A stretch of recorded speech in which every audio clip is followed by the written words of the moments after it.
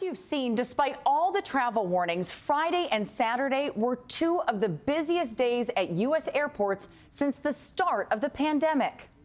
CBS News chief medical correspondent Dr. Jon LaPook joins us. And John, families are feeling such a pull to be with their loved ones for the holiday, but is it really a good idea? You know what? I'm completely empathetic. We're all aching to be with our loved ones. We're aching for those hugs. But look at a map of the United States. It's on fire with COVID right now. And the good news is that we've got two vaccines with about 95% efficacy that look like they'll probably be approved or given authorization within a couple of weeks. So by the end of December, we might have first responders and people who are vulnerable getting it. And by next year, tens of millions of people getting it each month. So if people can just hang in there, you don't want to have, if you're lucky enough to have gone to this point and not gotten COVID, you don't want to get it now.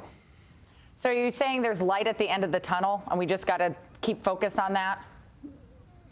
I think there really is. You know, we still are in the middle of the tunnel, which is why it's so hard, but there is a light at the end of the tunnel and we just have to hang in there. And the safest thing to do is really to minimize your risk by not traveling.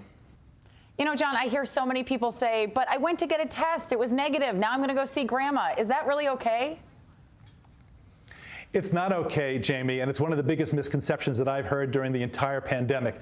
So here's the deal. It's a 2 to 14-day incubation period. That means I could get infected today and will not become infectious, able to infect other people for 2 to 14 days. I could get tested every day up till day 5 or 6 and be negative, 7 or 8, be negative, then suddenly turn positive. And the added problem is that people don't necessarily have to have symptoms in order to be infectious.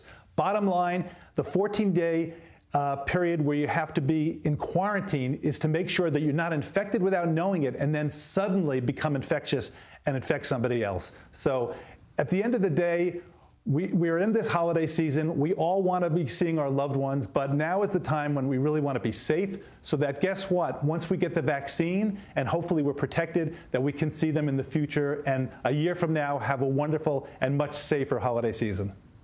Dr. Jon LaPook, thank you.